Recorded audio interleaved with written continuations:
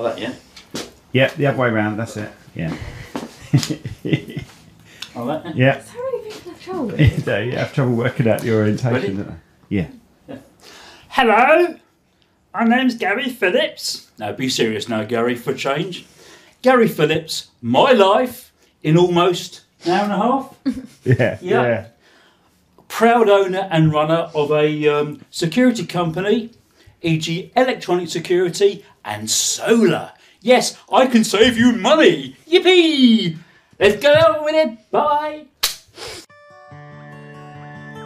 Welcome to the Chairwood Podcast with me, Simon Burridge. And me, Rachel Burridge. I'm not going to lie, I'm already mentally drained. I think that was the longest one. It's the longest intro ever. It's going to be a long hour and a half. We're going to have some fun. Oh dear. Hello, Gary. How you doing, mate? Hello. Before we start, there's a sign behind you. How long do you think before it falls off the wall? Onto your head, hopefully. I have seen in previous episodes that I have watched on the interweb that signs gradually fall off at varying intervals and people try and head them. Knowing you, you've probably done all the Worked out times the and divided it averages, by yeah. the amount of episodes you've watched. Are you saying that I'm analytical? I thought it was going to go there. Yeah. You're more than just Hello, analytical, Simon. I know that. You're more than just that. Yes. How long? Are you giving us a time or what? Huh? Have you given us a time? Let's go on. Let's give it 7 minutes. So you gave it all that spiel about, and then you went, give it 7 minutes. Yeah, 7 minutes? 30 seconds. 7 minutes, 30 seconds. Okay. Right, okay. 7 minutes, 30 seconds. I take it it's been stuck up there by a little bit of glue. No tape. Sorry. I've got to be serious for a second. No, you don't have to be. You do what you want, mate. You've got to ask him questions. Right, we're going to go to sponsor. Who's interviewing who? We're just going to go to the sponsor and we'll be back. Today's sponsors are Medici Associates, Chartered Structural and Civil Engineers. Based in the UK with a worldwide reach. Visit their website on demediciassociates.com. New Digital, helping businesses build their online presence with web design, SEO, Google Ads and social media. Get 10% off when you quote Cherrywood today. Visit their website at nudigitalera.co.uk. Right, After these commercial messages, watch carefully now. Hello. Right, we're back. Oh, God. I'm already drained. Right, tell us about yourself, Gary. My name is Gary Phillips. No, seriously. Gary Phillips, proud father of two strapping lads, Daniel and Nicholas, and 59 years young, mental age of 14. I'll go lower than that. Mental age of 10 then, yes. Yeah. No. I've been in sales. I'm actually very shy, believe it or not. Right. Okay. Very, very shy, painfully shy, yes. Work in the security industry, electronic security, and I think it was about 5-6 years ago now, a very close friend of mine called Mark Thompson, bless him, he approached me for some help because his fledgling solar business was flagging somewhat, and he wanted to have an injection of life into it.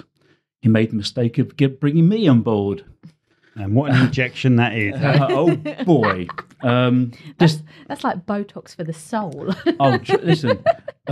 Last year, for argument's sake, it's just because it's the most recent year, we installed 34 installations, ranging from the usual house to farm barns and commercial flat roofs.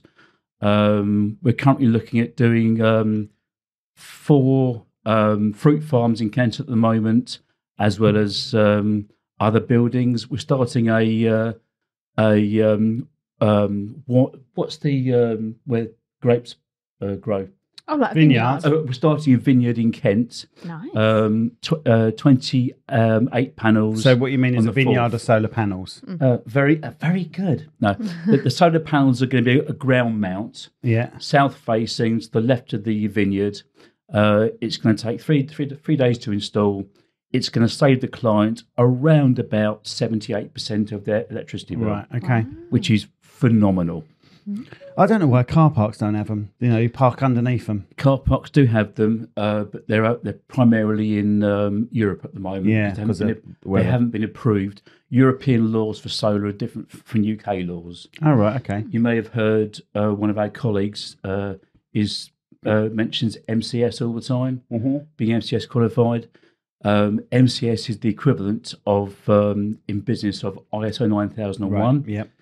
If you're MCS, that means every single nut, bolt, bit of paper, complement slip, every single part of the installation has to be audited, where it came from, the warranties, who's installing it, qualifications, etc., etc.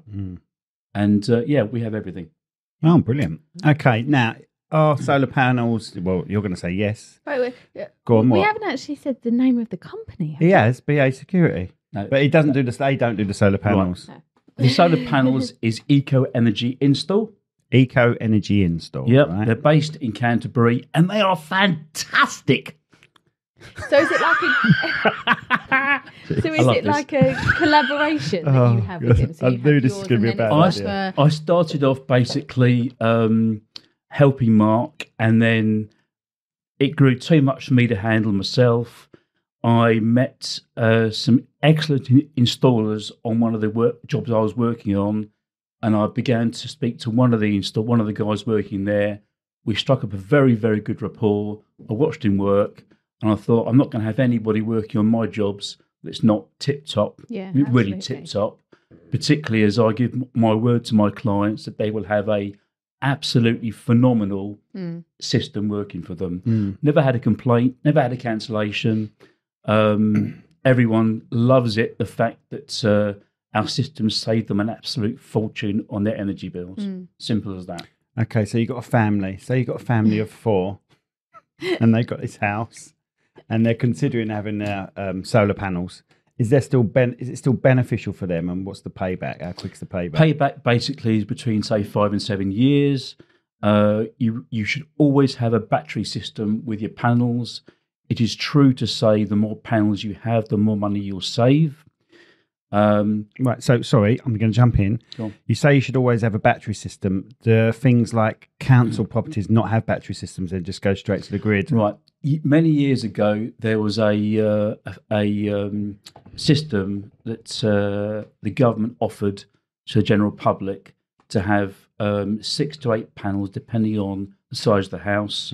The big mistake people made was to be suckered in and to have the panels installed. What they didn't realise is that because most of the companies installing were not MCS, they couldn't get the feedback tariff. They couldn't get any money back on the panels that being installed. Since February, the batteries are now 0 VAT. So we can now install batteries on properties that have already got panels on them and still be MCS. Right. Okay. Yeah. Yeah. One of the biggest problems that we found is that if I approach a house that's already got panels on it that had them installed during this government grant thing, Yeah.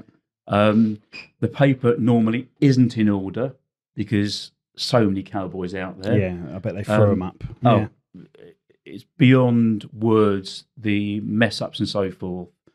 We do all we can to basically sort the systems out. We service a system. A service should cost you no more than about £300. If anyone is being suckered in out Is that there, a yearly service? yes, Yeah. It doesn't need to be yearly because it is. There's no moving parts. It's basically checking all the cables and so forth. If anybody out there is looking to have their solar panels cleaned, do not be suckered in by believing or being told you need a special solution. It's window cleaner and a mop. Yeah. I'm not going to lie to you. It's easy. My guys go up. They're like squirrels up a ladder. They don't even hold on. I'm scared of heights. I'm sweating bricks as I'm going up a ladder. Everyone films me to take the mickey. Fine, carry on. But yes, so we've got the solar business and the security business. Right, okay. Brilliant. So how did you sort of, going way, way, way back, how did you get into this? Because was this something that you were at school? Don't and you ask just- him. Oh, boy. Don't ask him this Sorry. way. But this is now turned into a 3-hour podcast. Right, okay.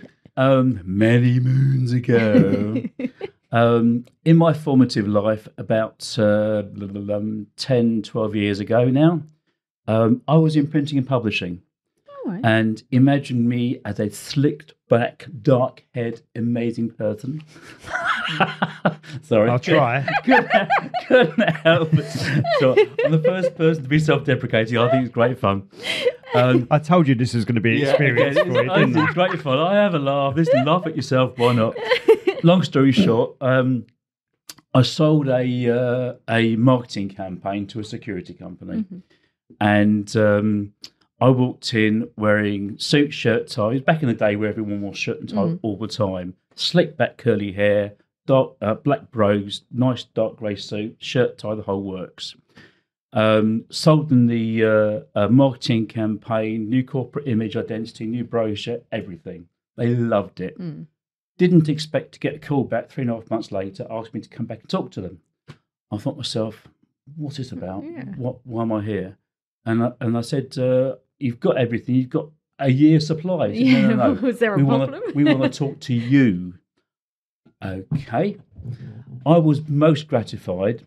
They basically said, we want you to join us to head our sales and marketing department. Wow. We like the way you work. We like the fact that you always try and inject some life, some fun into whatever you do. Make people laugh. If you can make people laugh, you won them over. Absolutely. Laugh with people, and they notice you. They like you. They remember and you. They remember Yeah, you, absolutely. etc. And so I joined the security company. Obviously, many moons ago. I knew nothing about the business. They taught me everything that I don't know, and and more. Yes, that was then. Now is now. And we've progressed on from basic CCTV, fire alarms, access control.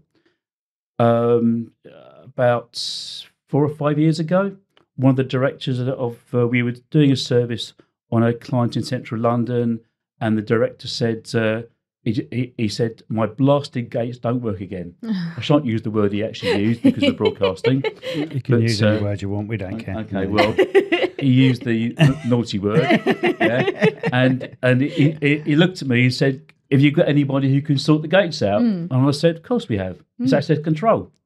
So I made a phone call, sent one of our engineers down, and we unjammed his gates. The gate business was born. Right. And we unjammed his gates. His business partner had gates. We put in new gates. We put in a new access control system for him with the video intercom, fob controls, keyless entry, the whole works on his new house. His neighbours saw us install it, and it proliferated. Over the past 2 years now, bollards have come into being.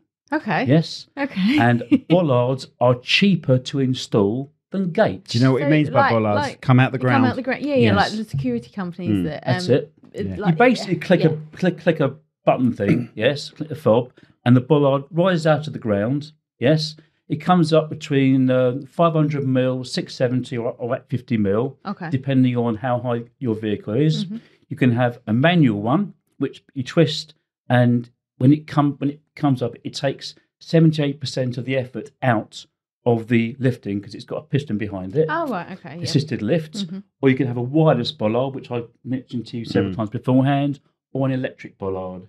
Costs vary between just under £1,000, just under £2,000, and about £5,500, depending on the £5,500 is depending on how much cabling is required. But yeah. Now, is this one of those stories where someone said, "Do you do bollards?" and you went, "Yeah, Yeah, we sure." do bollards," because Because it was the same with wooden gates, wasn't it? Was it the I'm a same- salesman. What do you expect? I'm not going to say no, am Was it I? the same with wooden gates? And I can't remember what it was you did. Yeah. Where someone asked the question. Went, Yes. Yeah, we do that, and then he went Yeah. back. We got to make this. yeah, I went back to the office and I said, when I made the phone call to the office, I said, we do access control. He said, yeah. It said, can we unjam gates? And I said, well, it's an electromechanical motor, so we can service it, clean it, and so forth, and check the electrics. I said, it's jammed. And they said, okay. So I said, come on, let's go and see it. So we went out to see it, and we figured out what was wrong with it. It was a limiter that had been pushed too far over. A limiter basically Stops it. Yeah. it stops it. And the limiter had been pushed way too far over. It jammed into the tarmac because it was something jammed into Right. it. And so we basically unjammed it. We took the gate off. The rail was twisted, so we put a new rail in, a new motor in, and rehung the gate. New limiter. It works perfectly today as it did when we first did it 7 years ago. No. Oh, yay! And I'm shy. But you drifted away from the story of when they ask, "Do you do this? Do you do that?" So, yeah, Are you trying to get away from I it? do. I do admittedly have a habit of saying yes, we can do, because if I say not quite sure, we can't do, that gives somebody else the opportunity to go and get the business and steal the clients. And being in sales, as far as I'm concerned, something else I haven't told you, which is even funnier.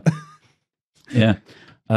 What do you think my nickname was in my formative years in sales? I don't know. Del Boy? No, super glue. Super glue. Oh, right. So you can't get rid of you. The phone was permanently at my ear, and people used to call me super glue. The receptionist downstairs, this is long before mobile phones, when you had messages on pins. That's on all right. sticks, rather, yeah. Rachel does that about Yeah. 5 times a podcast anyway. Yeah. So the receptionist would stand by the door, look at me, and go. I'm on the phone talking to a client, and she's literally got this stick, this pin with messages, and she'd slam it on my desk, and she'd say, "Return some calls," because I'd go one off the other, off the other, off the other, off the other, call after call after call. Because if you're in sales, you've got to make continual calls. You've got to. If you're not, you're wasting time.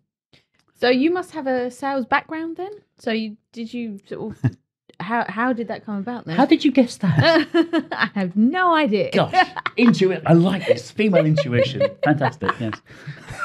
I think he's taking a piss, I Rach. think I'm he not is. sure. Shall I just walk off? No, my dad was in sales. I've been in sales as long as I can remember. It's even funnier story. I left school at 16 with 5 O levels. Yeah, just about scraped through.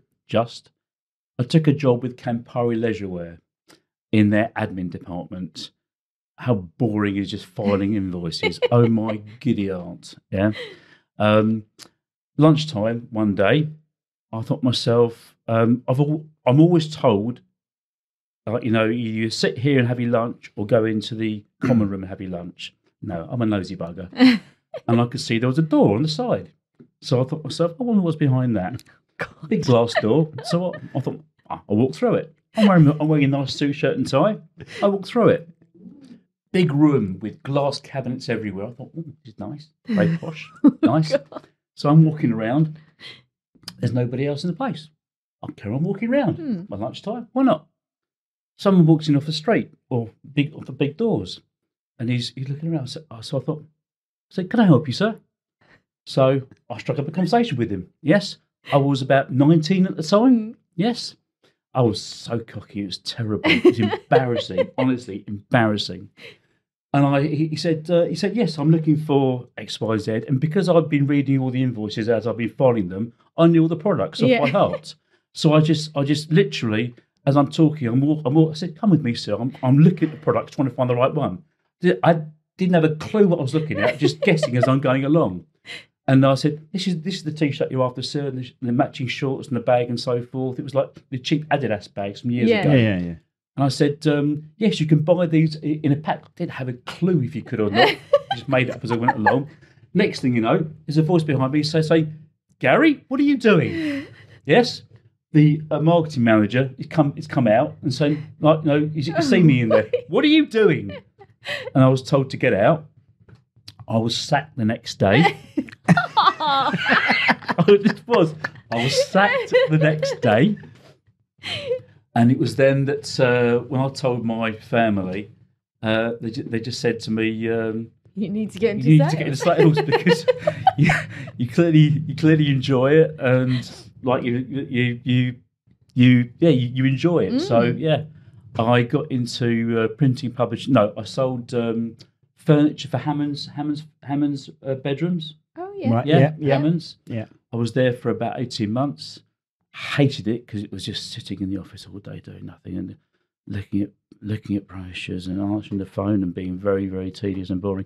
And that's not you. me. Yeah. Funnily enough, I've only known you for Jumping about up and down on the half beds, hour. wasn't he? Yeah. No, I'm normally quite serious. Trust me. Yeah, I'm normally I've an average day for me at the moment. I make my first. I've got a little office just inside Gravesend, behind another office. Whereabouts are you? Harmer Street. Yeah. Yeah. By the clock tower. Yeah. And Imagine that in its day, Harmer Street. oh my God, Beautiful, isn't it? It would have been I've seen beautiful. the With the history. apartments I've seen the and- history. Yeah. It is. They used to have a theatre down the end of it as well. You know where the Cool Boy is? Yes, historic. Wow. Yeah. If you look at the yeah. back of the Cool Boy, there's a large wall there, and that was the theatre. And that's why it's called the Cool Boy, because they're calling in the stars ready to get on stage, sir.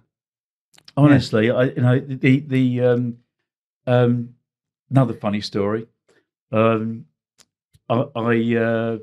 did some business with another security company in Wellington Street in Gravesend, and I got talking to the director as I normally do, and we went down to the basement, and I'd heard a rumor there were ghosts somewhere in Gravesend, in pubs and so forth. Okay. I thought nothing of it.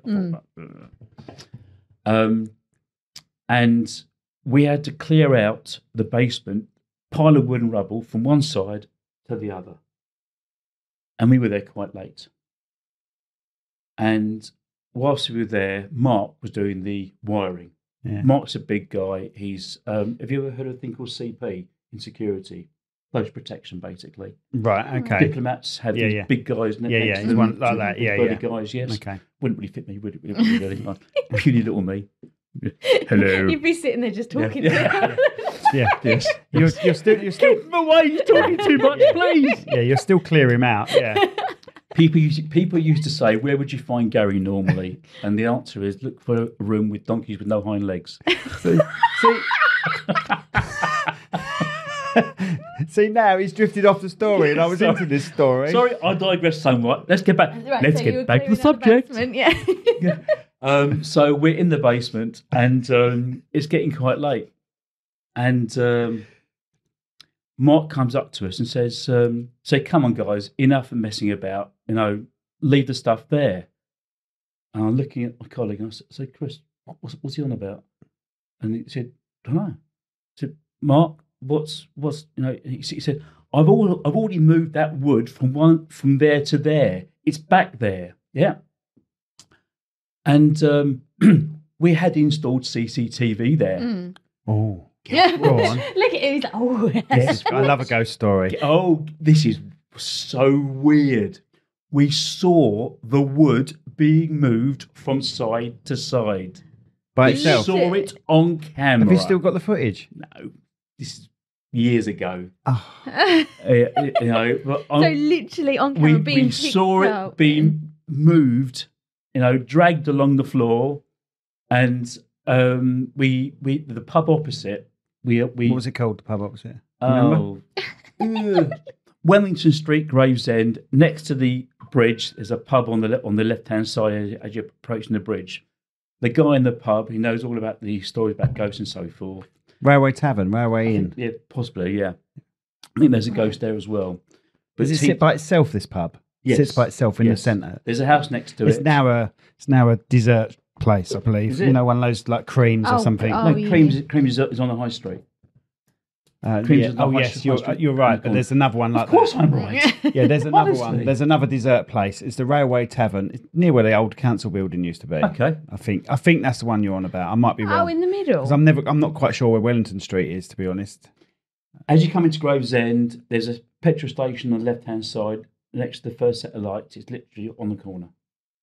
Oh, right. Okay. Creams is there. Opposite, Wellington yeah. Street's opposite. Oh, right. So you're on about the Jolly Drayman pub then? Yeah, yeah. Oh, yeah, well, That's my local. That's There what you I are. class as There my you are. local still. I've not lived in Gravesend for years, but I still call that my You local. hit your head every time Yeah, you go it's in a there. very low Yes, beam. it is. It's low. Yes, Right, the number okay. of times. So Wellington Street is That that one? that street there? Yes. Right. Okay. So this haunted place is near there. Yes, it's underneath. It's opposite the pub. If you get as you, if It's you shops there. It was like a hardware shop Yes. there. Oh, I know it. That's where Tilly got her dance. There used to be like a party That's shop it, there, isn't- and next they door. used to do Next door. dance stuff, Oh, and so that's it's where Tilly there. got her dance. Next Right, door. so it's wasn't it? haunted there. Yeah, okay. underneath. Yeah. There's underground rooms going right along. Well, Gravesend's riddled with tunnels. Oh yes. Did you know that my mum worked at the bingo hall, which is the Regal? It was called Regal. I think there's a gym there now. Number 99, please come in. Yeah. Okay. So where the Tesco. So New Road Gravesend used to Yep, have yep. at the very end of it, near where Cash Converters is, Oh yeah. Yep. right over the road, used to be a They bingo never hall. have change, you know. Sorry, They never have change. they don't. They just convert it, but they managed to convert it. Is it that building that looks It's like arched. a cinema? You can still see the entrance of it. Yeah, I know They were that going to one. knock it down years ago, which is why they closed the bingo hall down. But they never did knock it down, and now it's mainly a gym. Yeah, Right. yeah. But when they shut the place down, the builders came in to start clearing it out, and they found tunnels there, and those tunnels went all the way to the Thames, smugglers' tunnels. No. Yeah. It's actually quite amazing because what I found out about Gravesend since I've been living in the area, the history.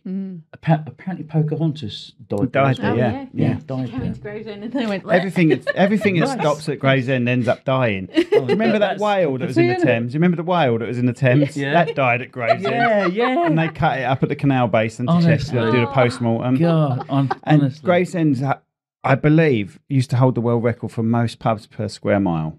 It used to have a pub everywhere, absolutely every corner. Did you visit Gravesend during the storms in 2018? No, Right. because I remember the '87 storm. No, when these horrendous storms, I'm pretty sure it was 18 or 19. Somewhere or other on one of my phones, I've got a video. Oh, I did. There Down you the are. bottom of the hill where the Indian is, that was all flooded. Well, Yeah. I used to like. Yes, I remember. Everyone say, Yeah. I now remember it. I do. I was there. I was going to say, if it's 87, there's no way I'm going to remember No. that, is it? She was 13 at the time. She was born in I wasn't '87. born. She wasn't even born yet. What are you like? What are you like? I know, high five. My man. Anyway, what was it? Naughty boy. You were born in July '87. The storms, I think, was September, I think October they were '87. October time. You were born in 87, so you're 13 now. Yeah. In our heads, because everything stopped at 2000 for us, didn't it? Oh my God, did it ever? Yeah. Well, he was Yes. depressed when we went to see Top Gun. And I sat there and he went, "Oh, I'm really looking forward to this. I haven't seen it since blah, blah, blah." And I went, "I wasn't alive when this came out, the first one." And he went, "What the hell?" And he went, "Wow." Have you seen Top Gun Maverick? Yes. That's Isn't what we're on that about. good? Yeah, that's what what we're on that's about. That is what I a saw, good film. She wasn't born when the first one was out. Child, honestly. Anyway, where are we? Yeah, so sorry, tell us go about your sorry, floods. We digress Oh, somewhat. Yes, again, sorry. Yes. This is your fault. you know. Floods. Flood. Yes. I've got a video of this flood, and I'm walking down to the front, and Yes, yeah. where all the swings are and so forth. Normally, Where were the what? Swings, there's the park. on- Oh, I thought you said swings on- swingers. Go on. I think you're fixated. You know, is there something you want to tell us? Not Simon's a on sex there. addict. Not on mic. Not on camera. Simon, this is your opportunity to come out I'm Simon. and tell us what you really like. Like you said, What swingers. is he really like? Does he? Do you exchange keys But knowing with people him- at parties? Probably down that. I'm not being funny, but down that area there probably is loads of swingers. Go on, yeah. So Shall yeah. we switch places and I shall interview? Go on. Yeah, so I videoed this flood, and I'm literally walking along, And I wasn't watching what I was doing, obviously. And then someone said, sir, I think you should be careful. What? I suddenly realised my feet were covered in water because it was coming up pretty quickly. Only you would not notice. Yes. And I'm listen, if I'm in a zone, I'm oblivious. Yeah. I'm walking along the street and if I'm on the phone even now, I'm like, You could have someone step in front of you, do this, and you're still like... you wouldn't believe it, but I can be quite animated when I speak. No one would ever guess. So yeah, I took a couple of videos of that, and even the recent storms. I think a couple of years ago, I got videos of a weir and a lock, which is completely submerged. Wow. And I thought, wow, and there's kids swimming in it. Oh, yeah. Dangerous. You used to do that as a kid, didn't God, you? his video collection's interesting, isn't it? Oh, I've got this make you laugh. Oh God. Slip My and mother, slide. my mother's 90, Yeah. and I have video collections of her. Past 5 years, I'll literally I'll put my phone up on a stand, yeah, and while we're talking, I'll quickly activate the record button on my watch so it's recording, and I'll I'll tap the camera thing, and I'll tap reverse. Yeah. So I'm videoing her without her even knowing it because she's 90. And recently, I think it's about a year ago now, a friend of mine's mother died, a friend of my mother. And she was saying, I wish I had some recordings of my mother. Yeah, yeah. And how everyone was saying, what a shame, blah, blah, blah, blah, blah. And I said, give me a minute. Flicking through. I said, check your WhatsApp. And she said, what? I said, just do it. Check your WhatsApp. And because her and my mum were very good friends, I managed to get them both at the same time on video. Oh, She's now got a bless. video of her myself and her mother and my mother talking and then giggling and so forth. I thought to myself, thank God I'm a nosy bugger. Yeah. And I take loads of videos, loads of pictures and so forth. So yeah. Oh, bless. That's so nice. Yeah. I filmed my mum with a 360 camera. Wow. So she's just sitting there watching the telly chatting, but I put a 360 camera where you would sit next to her. So when you put it on, you're back in the room and she's there talking to you. That's cool, isn't it? That's cool. Yeah, I try and do that every now and then. What's the best kind of gift you ever got your mum? Oh my God. Oh. The best. Do you know? I know the best gift I ever got my mum. From your point of view or from her point? From her point of view. Yeah. From her point of view, right? It's a toothbrush. Okay. Because I went and got it myself. It was. I think it was you were Christmas. about 12? And so I went to, no, 40 something. No, I was just a kid and it was the first time I'd actually gone to buy a present. And all I did, I think my sister sent me down somewhere, sent me down to Perry Street with some money. And I went in this shop and I bought my dad birthday candles and I bought my mum a toothbrush. And they both said that's the best present they've ever had because I bought it and thought of it myself. Yeah. Aw. My mother was 90 last year. And I could not work out what to get her. I thought she's got to be significant because it's a milestone. Yeah. She's 90, not 14 anymore. She's now 90. Acts like she's 14. So I'm literally driving myself mad, thinking, and suddenly it came to me. Week beforehand, I had found out. I rang around all their friends, said, "Right, fine, I'm organising a lunch for her and so forth." Everyone said, "Oh, don't do that, for God's sake. Your mother doesn't like surprises." Blah, blah, blah. And I thought, yes, it's true. She doesn't like surprises. So I thought, okay, I've got a really thinking cap on. So I told my mum that I'd ordered her present from Amazon. Right. Yeah. And her birthday was on the Wednesday. On the Sunday, I rang her and I said, "Mum, I'm really sorry. Your present's arrived. It's broken. I've got to send it back. So it's going to be a bit late." In the background, I'd heard her talking about the lunch that she'd organised for her friends, just the women, not the men, just the women, at a restaurant in Hatch End in North London. I thought to myself, I wonder. I found out which restaurant it was. Much research it took, many questions, many phone calls. I phoned the restaurant, spoke to the manager. And I said to him, when my mother arrives, gave him that name and everything else, I said, let him sit down, let him eat. When it comes to the bill, you call me and I'll cover the bill. Aww. Yeah. And on the day in question, I'm sitting at my desk and it was booked for 1:00. I thought, okay, 2:00, 2:15, ish, 2:30, phone will ring. My phone did not stop that day. I'm thinking to myself, get off the phone, get off the phone. Yeah. And then I thought myself, it's 2:45, 2:50, 3:05. I thought myself, he's forgotten. Yeah, he's forgotten. I thought, I've got to ring up. I rang up. He said, gosh, Gary, perfect timing. Said, your mother just asked the bill. I thought to myself, God, talk about lucky in the word for it. I covered the bill, 18 of them. Yes, that hurt. That hurt. Oh, my God. Yes, the moths that threw out of my wallet that day were unreal. Especially from a salesman, yeah. It only comes in, it doesn't go out. Oh, cheap shot. excuse me. Excuse me. If I had any feelings left, they'd be hurt. You're a salesman, of course you haven't got any. Well, listen, yeah, so I've been told. But Anne, who's my close friend Phil's mum, they've all been friends for over 50, 60 years. I'm friends with Jeremy, Gary, Phil, and so forth. All our mums are good friends. Dad was a good friend, and so forth.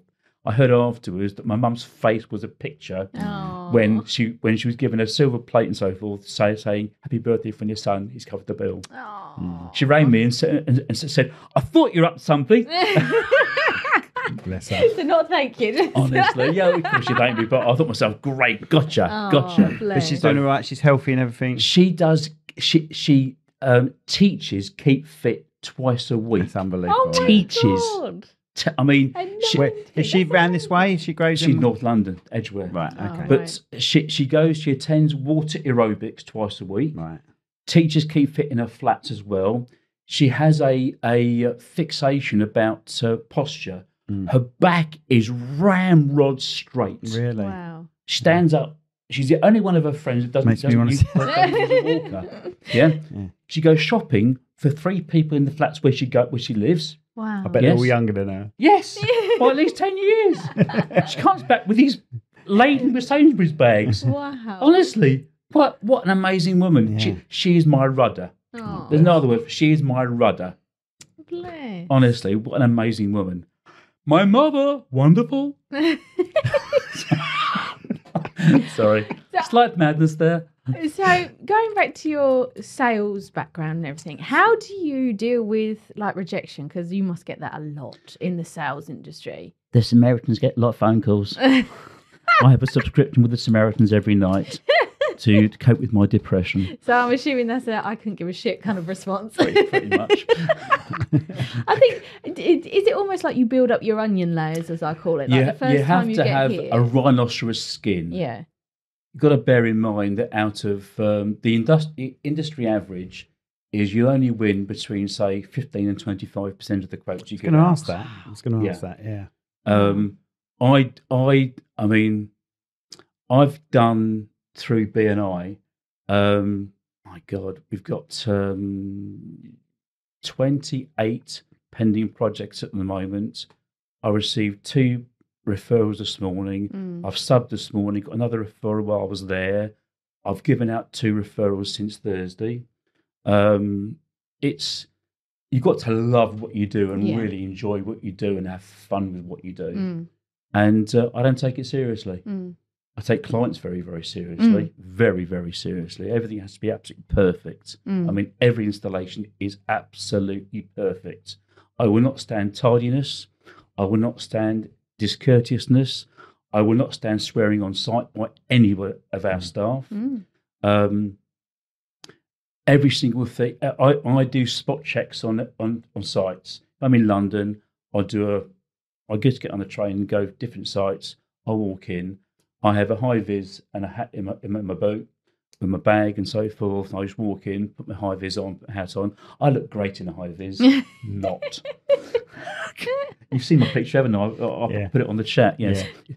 It's me in a shirt and tie and so forth and a hat, which doesn't fit properly. Ridiculous. Honestly, I look like a you-know-what. I shan't say the word, but I look like that. Ridiculous. So do you remember the first time that someone, like you were in your sales pitch and someone said to you, no, thank you, and sort of just walked away? I panicked. Yeah. I absolutely crapped myself because I thought myself, oh my God, what do I say? What do I do? I lost the sale. I did, lost the sale. You learn by experience in sales. The one thing I've learnt many, many years ago, I was mega high pressure. I was literally, I'd sit down with people and I'd go on and on and on and on and on until they get sick and tired of me and they buy something just to get rid of me. No, what can we buy, Si? Yeah, honestly, it was crazy. I was at high pressure. Now I'm the complete opposite. I get praise and criticism in equal measure by clients saying to me, you don't need to keep ringing me. I know who you are, I know where you are. We'll call you when we're ready. And they do. And we get repeat business. Then I get clients saying to me, thank God you called me. Thank God you reminded me. I'd forgotten about that. That needs doing. Can you please do it? Yeah. On the way here, 2 people saying to me, forgotten to do that. Could you please organise it for me? Yeah, no problem until it's done. I did it literally in the car on the way here. But you have to, you've got to step back. As you get older and as you mature, you realise people do not like to be sold to. No, that's right. You have to. The thing is, the world is easy accessible now. Everything's easily accessible. So back in the day, they would only have to rely on you because they wouldn't know how to get certain things. Do you know what I mean? It was harder to source certain, but now anyone can get anything. Delivery, can't you? So you know, you need to. The way of selling is a lot different. It's literally a mind bender, not a mind bender. What is it? A mind jogger. You're jogging their memory, basically. Oh, I must get that. To be honest with you, as a client said to me the other day, he rang me up and said, "Right, fine, let's get on with it. Let's do it. Cool, nice one." He said, and Gary, well done for being restrained and not driving me mad about it. And I thought to myself, it's working good. I provide people with as much information as they need. I'm always available day and night, 24/7 on the weekends to answer questions. And I let people buy from me as opposed to sell to them. And it goes down so much better. I go into meetings and sometimes I don't say a word. I know you find that hard to believe. I know. I'm shocked about that. I'm not having that. Yeah, I literally don't say a word. Should we give him a task next B&I meeting to do that? Yeah. Excuse me, it's my interview. Sorry. Hi, guys. Who am I? Right. Do you have any advice for people that want to go into sales? You've got to love what you do. Love what you sell, or just love selling? You've got to love what you do. If you're in sales, you can pretty much sell anything. You've got to know your product back to front and inside out. You've got to be confident in what you're doing, in what you're talking about. You've got to be friendly, affable, amenable, and basically befriend people. Because can you tell within the first sort of few seconds, if they're going to buy? Someone's going to buy or not? Yeah, you get buying signals. Yeah. I didn't realise that until way on. Yeah. You know, when I worked in the first security company, the governor brought his son in and said, "Can you teach me how to sell?" And I said, "No." He said, "Why? Why not?" I said, "He said you work for me. You do." I said, "I do work for you, but I've seen your son. Your son's he's a shrinking violet. He sits in the corner reading a book." Yeah. I said, "You can't do that." Yeah. I said, "How often have you walked into my office here and you've had to wait by the door for 5 to 10 minutes when I'm on the phone? You think I'm going to stop talking to a client because you're by the door? Forget it. If I can get a deal here, you can wait." Yeah. And that's the thing, that because like when we do wedding fairs as well, I find that you have to really. They walk past. There's so many people at a wedding fair, and they do walk past you, and you have to get them within that split second. Otherwise, they're gone. And if you can get them within that split second and then draw them in with something, which we do with our little codes that we have in our albums and our photos, then they're hooked. Then you can start doing your sales pitch. But you have to have that few seconds first of, I'm going to test the water. If you don't like it, you can go. But if you do, I'm going to draw you in a little bit. Yeah. And it's that you can't teach, can you? Because you have to know yes or no, basically. It's just the way they look at your stall. You know, you can tell. Yeah. You can tell just by not even communicating with them if they've already got a photographer and videographer. Yeah. You can just tell by the way they glance, you know, and you know, oh, right, okay, I'll have a chat with them. Our brother-in-law Dave, my brother-in-law Dave, he was brilliant. He's he's a salesman, but he's been in the hotel industry for years. And we used to have him help out because I used to have to film these things. So while I was filming, Dave would be on our stall, and he's so funny. And every time he said, "What venue are you getting married?" And they say, we're getting married at the castle or whatever, Oh, right, we've done there. And we have mainly. But then this couple came up and said, where is it you're getting married? Oh, we're getting married in my dad's back garden. And he went, oh, we've done there. He was so used to saying it. And then he went, oh, actually, no. We haven't been there. Yes. Yeah. But very approachable. We've got better over the years. When I first started it was hard. It's nerve-wracking. I speak to everyone, you know me, but to sell them something. It's that fear of rejection. Do I know you? Oh, there you go.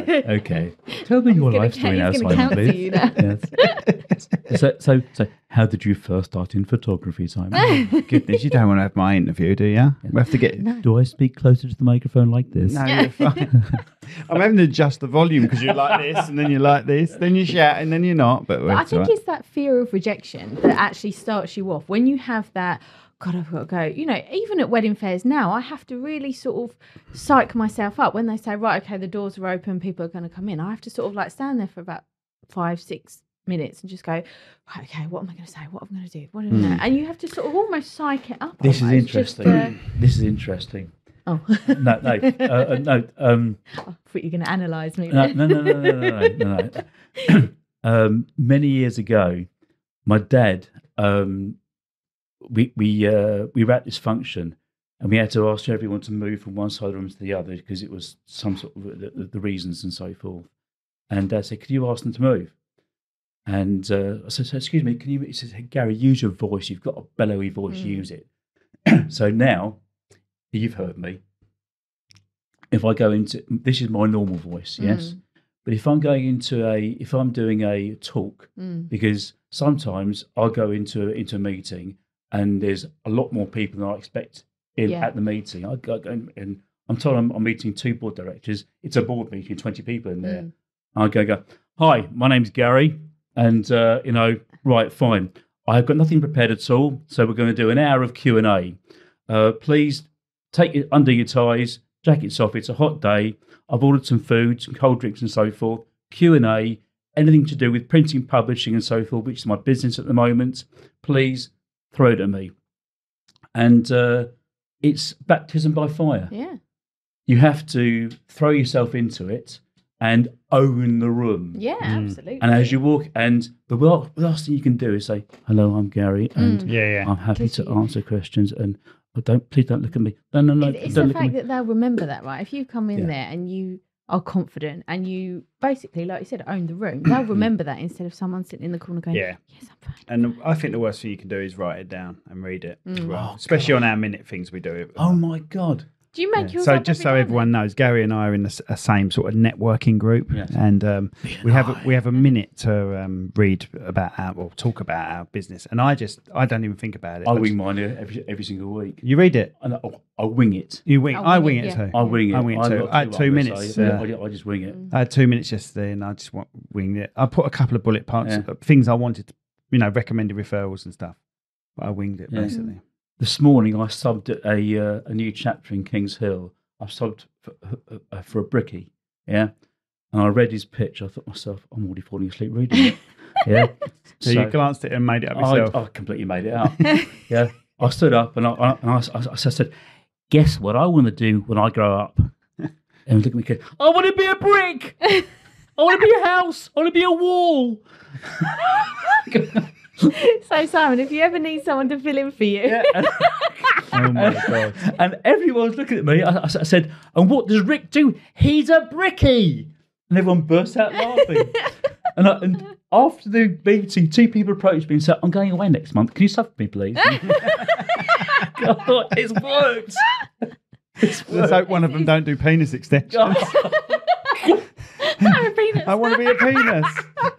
It's growing.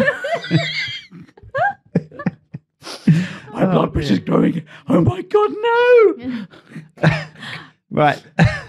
So, There's another side to you, quite a serious side, where you teach people that have got learning difficulties, reading Yes. difficulties. Do you still do this? No, Right. This was years ago. Because I love reading and I love the English language, I love vocabulary. I hate swearing, but there's always words you can use. Words are stronger than any kind of violence. And I noticed, this is many years ago, that some people around me couldn't read because I was a member of a club, and there were some travellers there, and there were some people there who were autistic and so forth, and they had dyslexia, and they were trying to read a book, and I just noticed they couldn't read.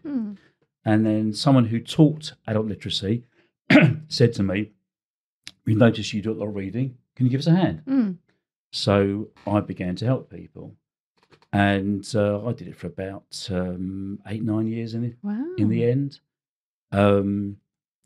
Never followed the rules. Never once. I thought, do me a favour. I know what I'm doing. I'll do it my way. I'd sit opposite people who had dyslexia, for argument's sake, and I'd watch their eyes, because you can tell if someone's dyslexic because their eyes jump around. Yeah.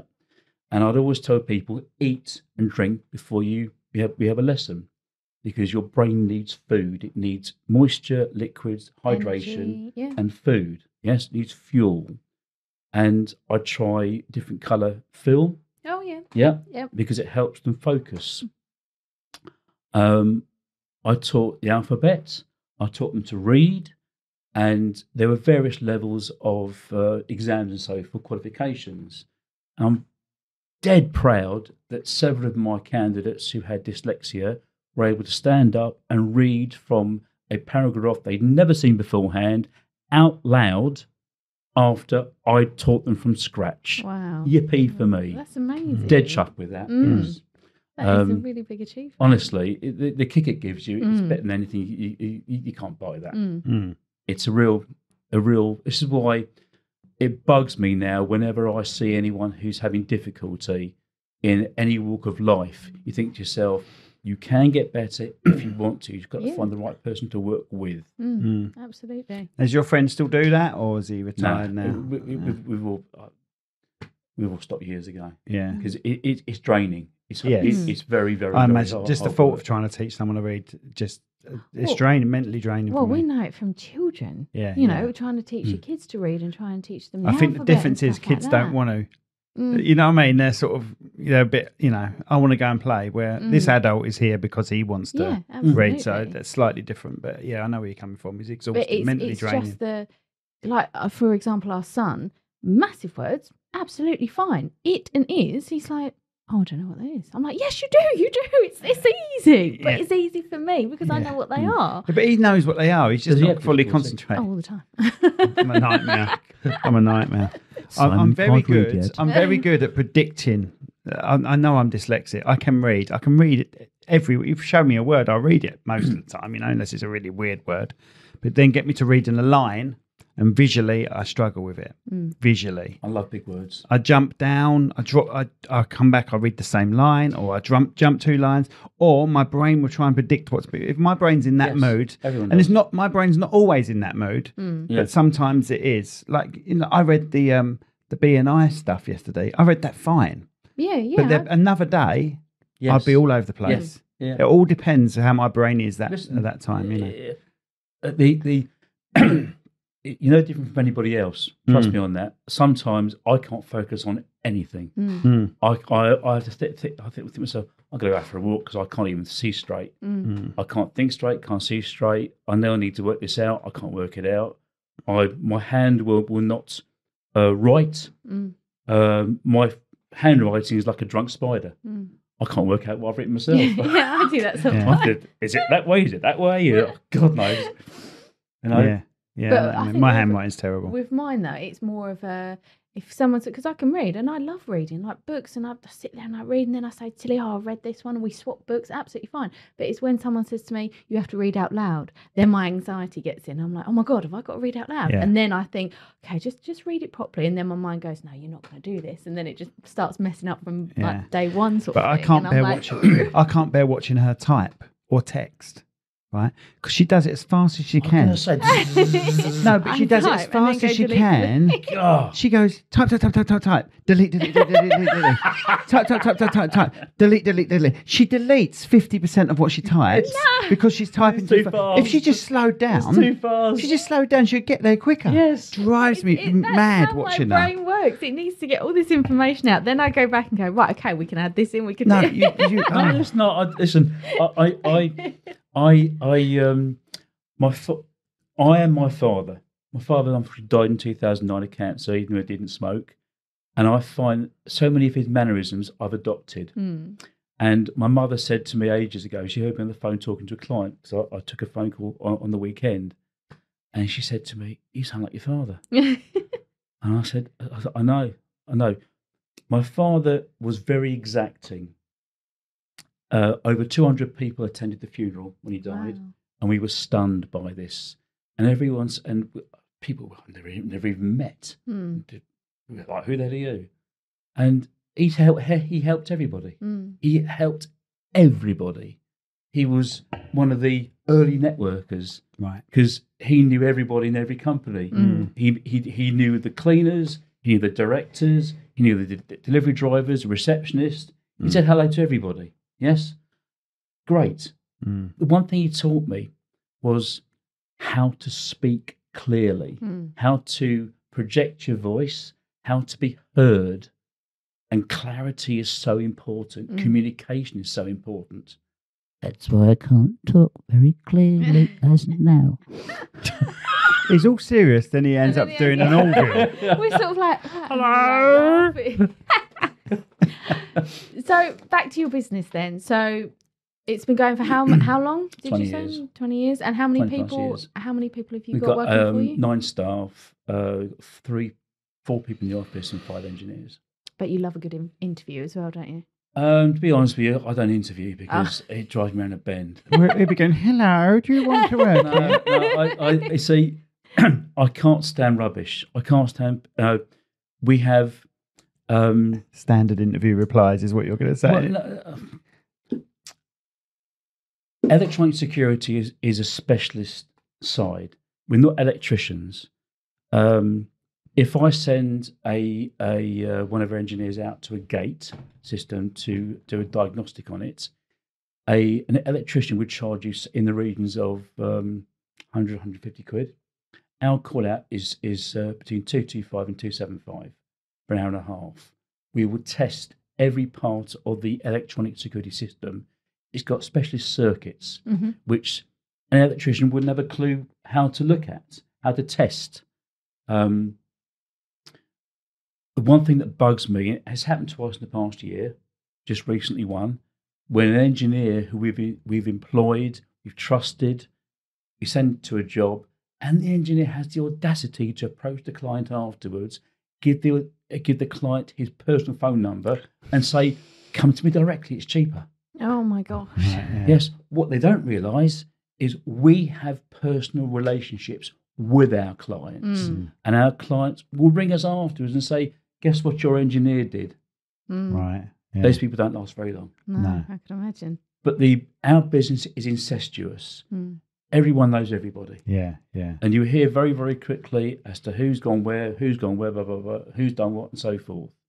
But myself and my colleague, Afi, we've been working together for donkey's years. We know each other very, very well.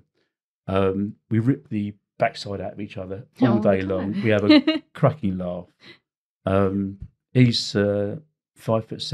I'm 6'5". Yes, on a good day. In stature and personality, be quiet, you. So Siri's always interrupting me all the time. What's it found? I want to know what's. Oh, I don't know. This is what I found. It said. After 6'5". I'm really interested. Honestly, I'm really interested. behave, keep it clean. Honestly, I want to know what it said. This is what I found. It must have heard you say Siri or something. You wouldn't believe how many times I'm in a meeting and it pipes out with an answer or words. And I say, what was that? I had no idea. It's my watch talking. This is to what me I again. found. You're lying about your height. I'm on a train the other day, and coming into St Pancras, and my mobile is in my jacket pocket, and my watch rings. So I'm talking on my watch, and people are out there going, "What is he talking to? He's actually talking to his watch. My watch is talking to me." I think you're a Knight Rider. Yeah. I go, "Hi, I'm Michael Knight." Remember that? I used to love Knight Rider. That wasn't the tune. That's still not it. I can't sing anyway. It's terrible. What was the tune? It's brilliant, honestly. Yes. And who was the actor in that? David Hasselhoff. Yes. He modelled his hair on mine. Did he? Is that what you had? You had a hair like that? Oh boy, did I have hair like that. My hair was curly, and years ago, when it was a fashion to have straight hair, guess what I did? Oh, you didn't. Well, straighteners weren't around. I blow dried my hair to the end of distraction, and I was the epitome of. Remember the commercial for "Is she or isn't she? Is she or isn't she? Yeah. Is she or isn't she wearing silver green hairspray?" Not a clue. Not a clue. You remember that? Sorry, I drifted you off of being on a train and Sorry. You digress yet again. by saying Michael Knight or Knight Rider. Yes. Go on. Yes. So, what was I saying before? I don't know. I Two forgot. people are watching you talking to your Oh, no. phone. Yeah, and so this thing, it's an Apple phone. It is always interrupting me because if I say, I'll do it. Let's try it now. Siri, call Simon Burridge. Oh no. What do you mean that prick? Simon Burridge Cherrywood. Mobile. Calling that arsehole Simon Burridge. My phone is now calling Simon Burridge literally as we Yeah, it is. Yeah, it's calling me. Yeah, I think people have witnessed Siri before. No, And I usually go, "Oh, it's Gary. I won't answer that." it's got a message come up. Go, do you want to answer this prick's phone call? Oh, nice, nice. This, no. viewers, is why I have a subscription with the Samaritans. Could you press the red button for me? Yeah, he's still calling. So can you? Yeah. Yeah, just press the red button. He doesn't know how to get the watch to stop it. Oh, there you go. Yeah, sorry. It should come up on here like that, but it doesn't always. Yeah, so it's not as reliable as it claims to be. Apple, Right. take note. Have we covered everything yet? 'Cause I'm exhausted.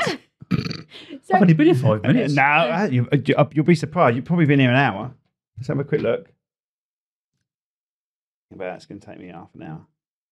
You've been an here hour and 20. An hour and Well, no, I you got got a little here bit late. A little bit late. Yes. So we've done an hour. So we've got another hour to go.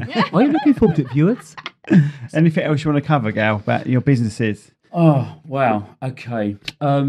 Let's talk about the solar panels. I like the idea of solar the panels. future, mate. It really So- is the future. Do you think they would get them on cars Yes. eventually? The problem is they're very hot on roofs, aren't they? They're very hot to touch, solar panels, especially in the summer. Yes, they are. Not as hot as you may think, but they are glass. The one thing that I'd like you all to think about in all seriousness, Yeah. Serious?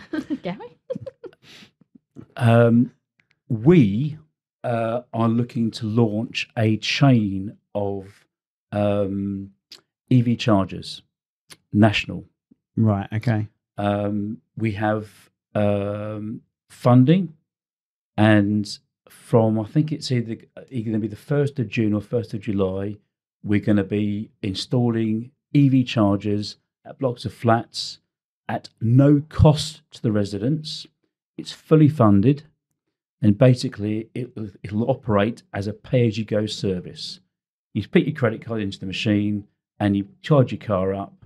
The EVs will be either 3.5, 4 kilowatt, 7.5, 22 kilowatt, or 50 kilowatt. 50 kilowatts are currently only used by Tesla. They do not damage the car's battery. How much do you reckon the car's battery will cost? A Oh, replacement? a lot of money. A Yes. lot. Most of the car. Yes, it's between 60 and £80,000, Wow. depending on the value of the car. It's probably between half and 2/3. And what's the life on those? It should be. It's 16,000 cycles. Charging up 15 16 years. Oh, right. 15 years. That's a lot of money for 15 years. It is in a way, isn't it? Yes. But the weird thing is, Kia have just brought out their big car. I forget what it's called, but it's their big monster. It's a 6-seater. It's got 100 kilowatt battery in it. The next car down only has a 75 kilowatt battery in it. Now, you'd expect for the extra kilowatts, you're going to get a lot of mileage. How many miles do you think you're going to get from the extra kilowatts? Probably not much based on the weight of it. If it's a big car. 20 miles. Yeah. Oh my god, 20 miles. Yeah, but it's a bigger car. More weight. Yeah, but It weighs almost 2 tons. Mm. Yeah, that's the problem. Oh my god. With regard to solar panels, the solar panels are 1 metre by 1.7 metres. Batteries are 3.5 kilowatts, 6.5 kilowatts, 9 kilowatts, and up to 19 kilowatts. You can get multiples, you can build up and so forth. It's always advisable to install batteries with solar panels every time without shadow of a doubt. In wintertime, yes, solar panels do work. There's less light, and solar panels work when they're facing east, south, or west, not north. Right. The number of houses I see have north panels. I think Really? I've never noticed a It's north facing one. ridiculous. No, they try and lever them up, Right, yeah. yeah, Ah, right. to face the sun. And what's the angle? Between 33 and 35 degrees. Yeah. The beauty of having a battery system with your solar panels is the batteries can be programmed to download cheap energy at 1/3 of the daily rate at night time. It's called off-peak downloading. Ah, right. So they're okay. taking it from the grid and charging themselves up and then using it. That's a good idea. Just like a mobile Didn't phone. think about it being that way. I just thought about it storing the solar panels usage. We have clients whose houses, you know what a dormer is? It's an extension on the Yeah. roof. Yep. Yeah. Right. They have no room on the roof at all to put panels in. We've installed 20 and 30 kilowatt batteries, literally a bank of batteries, and every night they download and fill up the batteries. And their electricity bills plummet from, say, £400 a month down to £35, £40 a month. Really? Just by Wow. having the batteries and no solar panels? Because every night, they don't use energy during the day at all from the grid. That's amazing. They just fill it up at night time at 1/3 of the cost. Yeah. So, of course, bill's going to go whoosh. See, I didn't realise that. In a way, I just thought the rate was the same. Does it depend who you're with? Most of the providers now, your daily rate normally is going to be between, shall we say, 32 and 38p Right. per kilowatt hour. Nighttime rate is between, say, 7p and 9.5p. That's amazing. That Yeah. is I know it's only we're talking massive. pence, but if Yeah, you're doing you're that on talking a pence daily times a lot. rate, yeah. Listen, Wow. the number of people who have dubiously signed up and said, okay, we'll install it and so forth, we've got a bit of spare cash, we'll install it. Afterwards, they say, wow, bills come through, it's 48 quid. It used to be 400 quid. Yeah. And the other thing is power cuts sorts that problem out. No, I suppose. It doesn't. Ah. I was believing Can you. it not feed from there? It does. It does. You have to have a special circuit installed, so you can actually go up to the power and switch it. It's like a big red twisty Yeah. button. It's a separate circuit. It doesn't power the whole house. If anyone out there's been told it does not. So where would the energy Why doesn't go it power? then? I need to ask. I've got questions, many questions. Right. So Ask away. I understand that it needs to have a separate switch to know when there's a power cut or not. My first question is, when the power comes back on, does it affect it being switched over, or does it just stay on the battery until you switch it back? I imagine. Power comes on. Power comes on. You have to switch the circuit. Switch it off. So back you on, have to right. physically go and Okay. do that. Right, So if okay. then we're then charging the power up at night at a low cost, and then we're providing power to your house, your whole house in the day, How comes it's limited when there's a power cut? Sorry. You said, Your Honour, that you said that if there was a power cut, you'd use this switch, you'll switch over, but it wouldn't power the whole house. Why is that? When it's powering the whole house in normal use. Right. Your solar power comes in from the panels. It goes through the inverter and into your mains supply. Yes. Your main supply has 2 loops. Yes. Loop at the bottom and loop at the top. Ground fault. Ring, and ring. Yeah. That's it. Yeah. 2 rings. Okay. Because if you were to power the whole house, you would need grid to supply the whole house. Your batteries can only store a certain amount of energy. If they were connected up to the whole house, yes, from those single batteries, yes, you need to have loads. Its own. You see the cables outside in the street? Yeah. Right, fine. You see the size of the cables? High voltage cable. High voltage cable. You wouldn't have that in the house. Right. Okay. So, yeah, I understand what you mean. So, what you're saying is you're charging these batteries up, but in the day when you're using the power, you're only powering 1 ring, probably downstairs. If there's a power cut. If there's normal day, then you can use anything in the house you want to. I've got clients that've got Sorry, I've got another question. Okay. So I'm touching you up at the same time. Hello. So you're still drawing electricity in the day? No. From the batteries?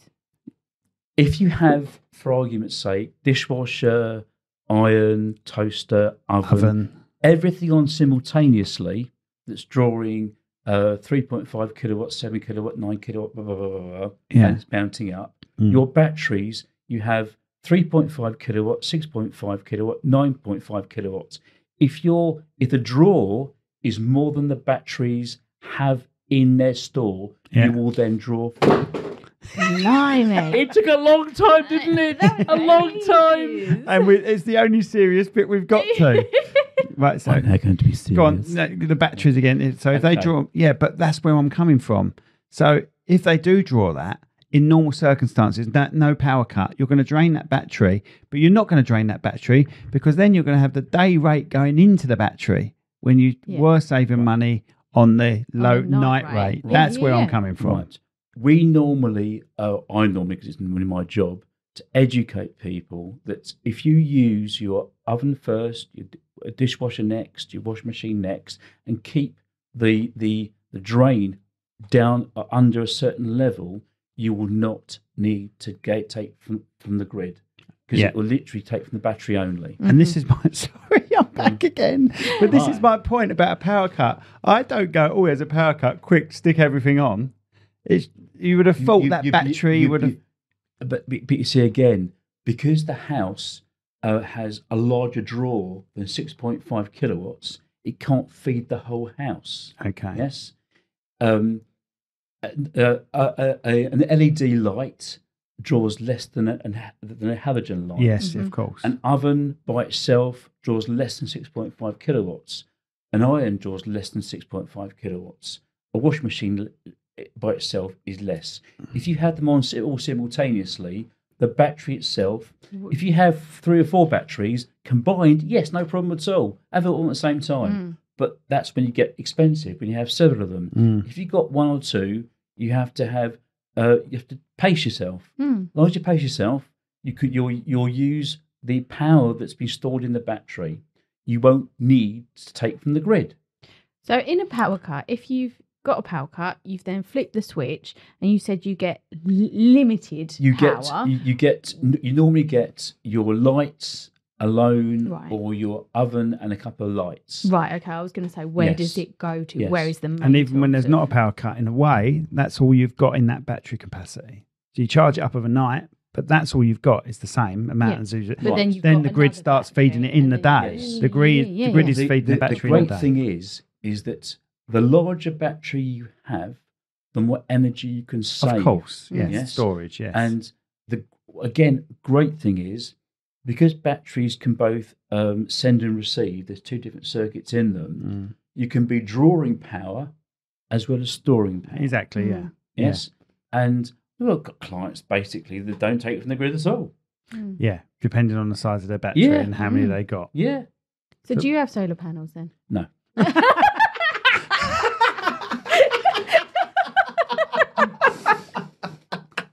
No. We have batteries. Oh, you have batteries. How many batteries do you have? 3. 3 batteries. How much were those batteries? Can I ask? You can. Go on in. He's not gonna How much tell were you. those batteries?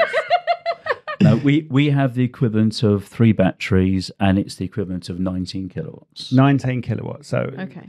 will you get through a day with 19 kilowatts without feeding your day rate of energy? We've figured out a way basically to. We've got a tent in the garden.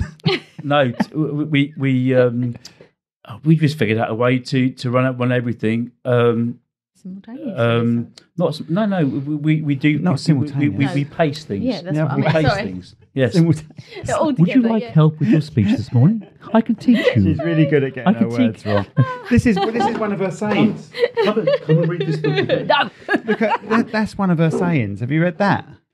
Do as I No. do. Don't do as I do. Do as I don't do. Okay. So it's basically saying, don't copy me and don't copy me. Okay. That is Don't the copy me. that is the do what I say, not what I do line. But that's her version of it. Is your name Raquel? Oh dear. Rachel Burridge. Right. What was you talking about? We was Solar panels. talking about batteries still. Solar panel Is there an battery. indication on the battery so you know how much you've used? Yes. Right. Okay. Batteries are on a serious note. They're fantastic. They're indicators on the outside as to how full they are and how empty they are. You have an app on your phone where you can judge how much energy is being used, how much you've paid, how much your bill will be, what you use at night time, what you use during the day, your usage. Each machine in your house. I can't think of what the white goods are called, but Washing machine. but there's a name for them. The app will tell you basically what your machines use, what your dishwashers use, etc., etc. yeah. At any given time of the day, and you can gauge your usage to use it when you want to use it. And many clients now buy a battery. They have it installed first of all, and then 6 months to a year later, they buy another battery and add to the battery, and then add it again. It's called future proofing. You have, for argument's sake, So the old ones will get older, but you still got backup. not so much that they realise they need more energy, Yeah. and okay. the solar panels can only produce Yeah. so much. And as they can afford to, they add another battery. In parallel. Yeah. I've got pictures of houses who've got 4 or 5, 6 batteries. Yeah. All in parallel. I Yes. imagine. Yeah. And So then do they like recycle the old ones then? Do you sort of like take when they get old You enough? can just remove it Just and then take it out replace and it. replace Yeah. it, You don't yeah. even have to replace it, I imagine, do you? Just remove it. it's, and you it's if anyone says to you it's difficult to install a battery, it's rubbish. It's 2 plugs. Plug in, plug out. Done, finished. That's like It your takes 10 pacemaker. minutes. I imagine they're quite expensive, though, aren't they? They're not cheap. They cost normally, say, between £2,000 and £3,000 for a 2.4 kilowatt battery. A 6.5 is around 3.5, 4 grand installed. A 19 kilowatt battery is going to set you back in the regions of about between £6,000 and £7,000. They are well worth every penny. And the payback's 7 years. Between 5 and 7 years, depending on usage. Sorry, is it? They just connect to one ring, like we was talking about, or do they connect to both? We do have some clients that do have a power cut circuit installed. On both, or just for both? For both. Honest to God, I think that's only ever been used twice Right. Okay. because the power system in the UK is so reliable. Oh yeah, I don't even mean that. It's never Like, been no, used. I don't even mean that. But the battery is connected to the power of the whole house. Oh, yes. In normal Oh circumstances. God, listen. We Oh, but what you're on about is when you use that switch, it's only connected to one. yeah. Right. Okay. But the clients that have every client has batteries. We don't have any clients that just have solar by of course. Yeah. itself. Yeah. Thank God, we never ever get complaints of it. The system doesn't work. Yes, systems have faults. It's all about how quickly you resolve the faults. Right. We get, thank the Lord, loads and loads of people who refer us to friends, family, neighbours, and so forth. Yeah. Because you ask someone to come over for a coffee or for a meal, it's a talking point. Look what we've got. We've got solar, we've got batteries. How the batteries work. Is it true they reduce their bills? And everyone's so proud to say, look at our new bill. It's only 40 quid. Yeah. Last month it was 350 quid. Yeah. Wow. God. Right. So you've got this couple that's come to you. They're interested in having solar panels put on with a battery. They haven't got any extra money. Is there any payment plans that will cover the cost of this for the time? You can take out finance for solar energy, not via the government. There are a couple of companies out there that can organise finance for you. If your religion states that you can't take out finance with interest, you can take out interest-free finance via myself. I can organise it for you. Your religion? Muslims can't pay interest. Really? Yeah, they can't do any kind of finance that pays interest. Never. So it's interest-free finance. Oh, you learn something new every day. Yep. I have a lot of Muslim clients that I work with regularly, and they're not allowed to pay interest on finance, so it's interest-free credit. So can anyone have that interest-free Yes. credit? I can organise that, no issue at all. It's more expensive. It is. There's no question. It's more expensive. But yeah. And if someone says, for argument's sake, they want to have a big system, can they organise it over 15 years? Yes, you can. It's organised at an interest rate, but not everyone's got, shall we say, between £9,000 and £12,000 hanging about. So you can have a system installed, and I've got people who are paying 250 quid a month or 150 quid a month for the next 10 years. Or the next 5 years or 15 years, whatever it is. And that will still be cheaper than their normal. Oh my God. That's what I'm trying to say. So in a way, what they're saving on their electricity bill a month, they're paying off anyway. Yeah. So Well, it's probably even The cheaper. beauty is, now this is where Clever Dick here comes in. You see, I'm not your Mr. Average. I will say to a client before we even discuss any kind of what it will do for you. Average installation is going to cost you between £9,000 and say £14,000. How do you intend to pay for this? Let's get down to brass tacks before we even talk about anything at all. yeah, Because otherwise, if you can't afford it, there's no point talking about it. Absolutely. Yes, great believer in that for gates, for any kind of installation.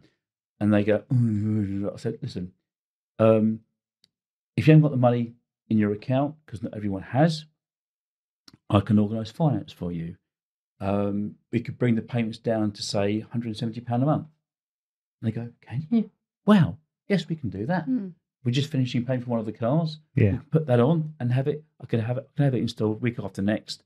Your payments will be about 170, 180, spread over 15 years. The beauty being, if you're due to inherit in 2, 3, 4, 5 years' time, you can pay it off early, and you only pay interest on the amount that's outstanding for 1 month. Right, I see. Okay. Yeah. It's not 10 years worth of interest. No. It's 1 month's interest. That's it. Yeah. How wonderful is that? Can you pay big lumps off every now and Yes. then? And the number of people who go, yeah, we'll have that. Yeah. Thank you very much. Because we know fully well that once it's paid off, it's free energy. Yeah. Sun, it's free energy. Yeah, absolutely. What could be better for you? Yeah. So where do you think the solar market is going then in the future? Where do you see it That's a going? good question, Rachel. Sorry. It's just going to explode. Not literally, I hope. No, What's dodgy battery? there have been in the past. Trust me, there have been. For you guys, you had to deal with some. No. Okay. We only. There are several batteries in the market. There's Give Energy, there's GrowWatt, there's Pylon-Tech, there's Fox. We will only install Fox and GrowWatt. Give Energy are coming up very, very, very quickly. Last year they were rubbish. This year they're very, very good. They're improving.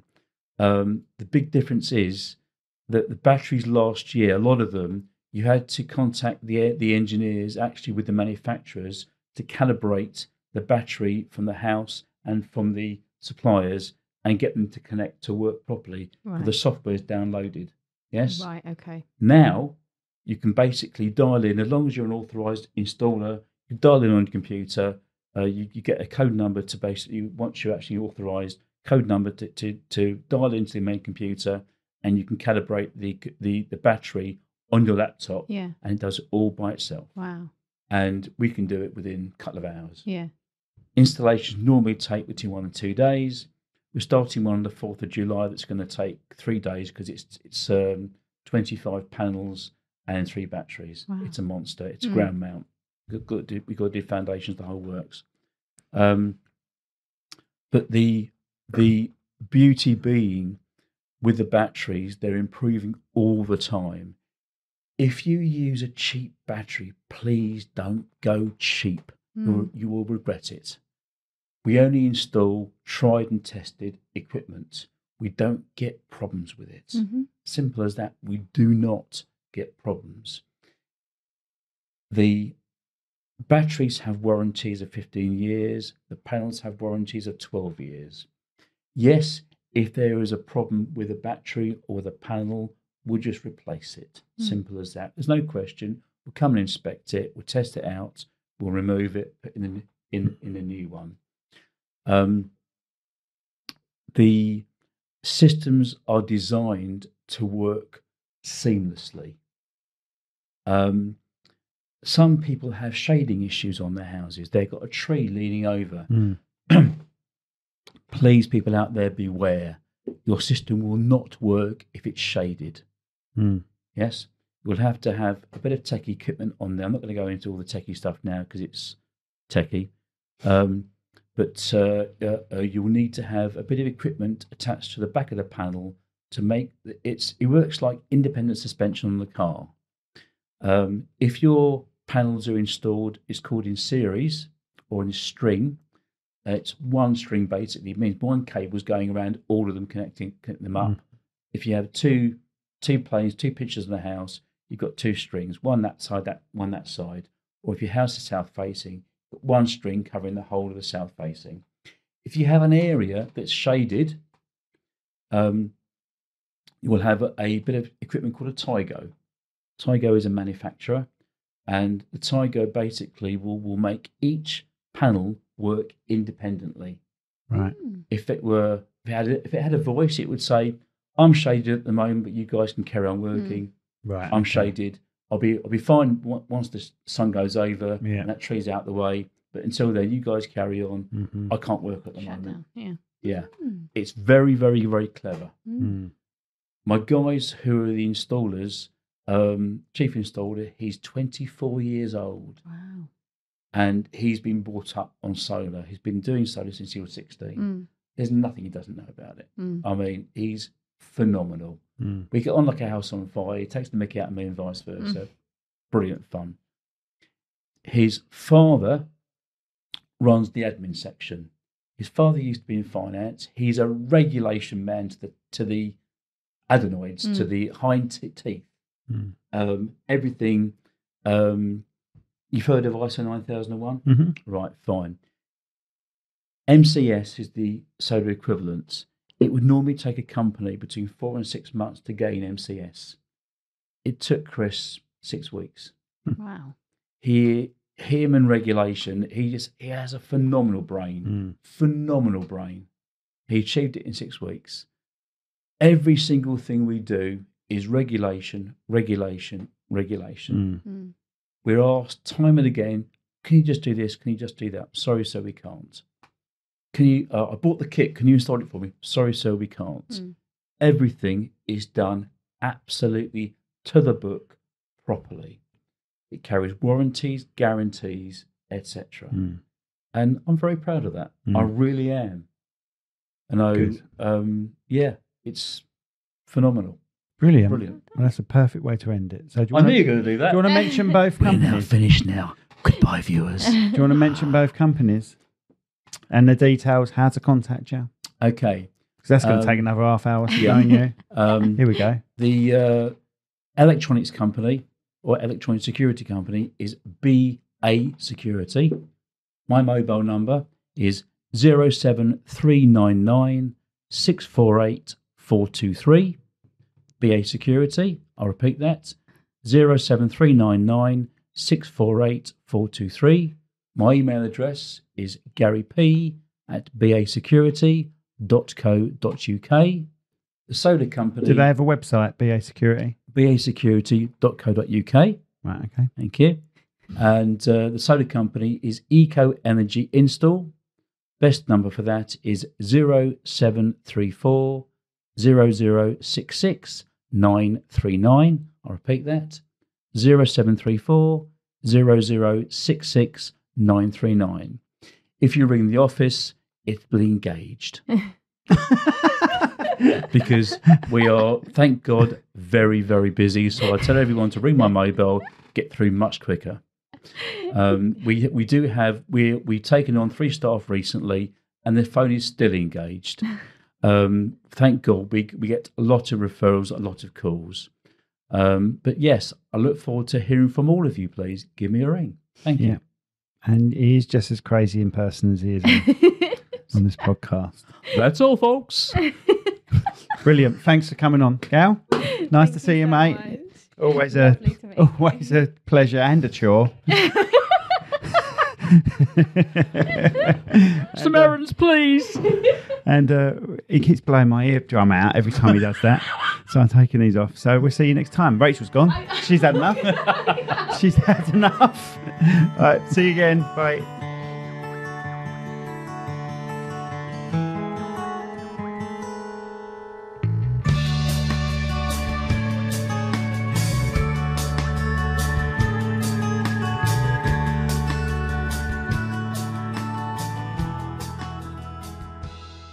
This podcast has been brought to you by Snugdubs Camper Van Hire. Roam the world, park anywhere. That's snugdubs.co.uk. This podcast was brought to you today by Austin's Eatery on Station Road, Strood. Try the Viking Challenge.